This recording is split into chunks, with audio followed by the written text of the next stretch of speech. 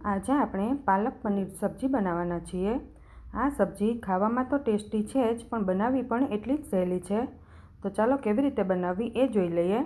અહીંયા મેં એક જોડી પાલક લઈ લીધી છે। એ આશરે લગભગ 300 થી 400 ગ્રામ હશે। તેના પાનને આપણે સારી રીતે ધોઈ લેવાના છે। પછી એ પાલકને આપણે બાફી લેવાની છે।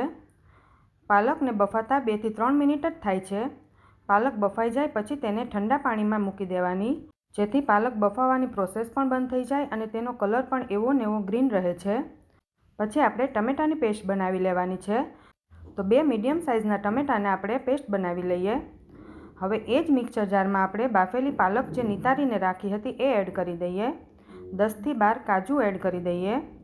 3 થી 4 લીલા મરચાં, થોડું આદુનો ટુકડો, અને તમે જો લસણ ખાતા હોય તો એ પણ એડ કરવાનું। હવે આપણે 2 થી 3 ચમચી જેટલું પાણી એડ કરીને પેસ્ટ બનાવી લીધી છે। પછી આપણે 200 ગ્રામ પનીર લીધું છે, તેને આપણે કટ કરી લઈએ। તમારે જે સાઇઝના પીસીસ જોતા હોય એ સાઇઝના તમે કટ કરી શકો છો। અને થોડું પનીર મેં સાઈડમાં રાખ્યું છે, એ આપણે છીણીને એડ કરીશું। હવે આપણે એક પેનમાં પહેલાં થોડું તેલ નાખી દઈએ। હવે અહીંયા આપણે કાજુને 2 પીસમાં કટ કરી લીધા છે। તે રીતે થોડા કાજુ આપણે તળી લઈએ। કાજુ આપણા થોડા ગોલ્ડન બ્રાઉન થાય ત્યાં સુધી આપણે તેને તળી લઈએ। 2 થી 3 મિનિટમાં જ કાજુ તળાઈ જશે।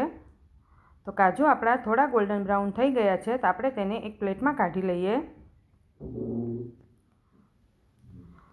પછી એ જ તેલમાં આપણે પનીરના જે ટુકડા કર્યા હતા તેને પણ તળી લેવાના છે। પનીર પણ થોડું ગોલ્ડન બ્રાઉન થાય ત્યાં સુધી તળી લેવાનું છે। પનીરને એકદમ કડક નથી કરવાનું। અહીંયા પાલક પનીરમાં પનીર તમે ન તળો તો પણ ચાલે। હવે આ પનીર આપણું તળાઈ ગયું છે, તો તેને આપણે પાણીમાં એડ કરી દઈએ। પાણીમાં પનીર એડ કરવાથી પનીર આપણું એકદમ સોફ્ટ રહે છે। હવે થોડું તેલ મેં કાઢી લીધું છે અને એ જ તેલમાં આપણે ટામેટાની પેસ્ટ એડ કરી દઈએ। ટમેટાની પેસ્ટને મિક્સ કર્યા પછી આપણે તેમાં જે પાલકની પેસ્ટ કરી હતી એ એડ કરી દઈએ। અને મિક્સર જારમાં 2 ચમચી જેટલું પાણી એડ કરીને એ પણ મેં એડ કરી દીધું છે। હવે જ્યાં સુધી તેલ આપણું છૂટું ન પડે ત્યાં સુધી આપણે તેને ચોળવવાનું છે। હવે આપણે તેમાં મીઠું સ્વાદ પ્રમાણે એડ કરી દેવાનું છે। મીઠું અહીંયા ધ્યાનથી એડ કરવાનું, થોડી પાલક પણ ખારી જ હોય છે એટલે। હવે આપણે તેને ઢાંકીને ચડવા દઈએ। થોડી વાર થશે એટલે તેનું તેલ છૂટું પડી જશે। તેલ છૂટું ન પડે ત્યાં સુધી આપણે આ પ્રોસેસ કરતું રહેવાનું છે।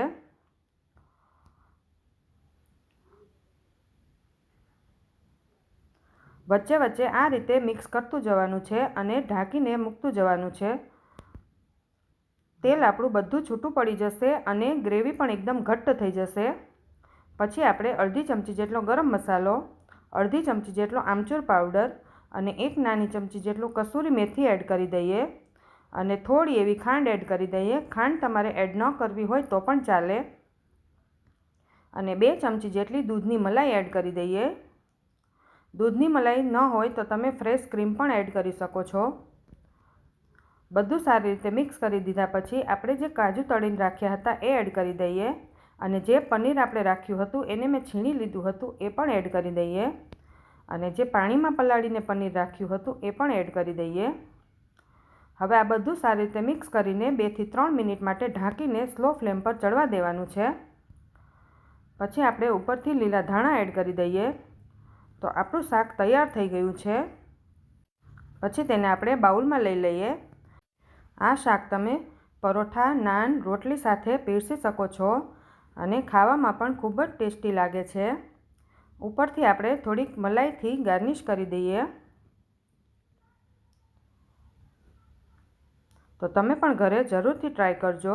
જો તમને મારો વિડીયો ગમ્યો હોય તો લાઇક, શેર અને સબસ્ક્રાઈબ કરવાનું ન ભૂલતા।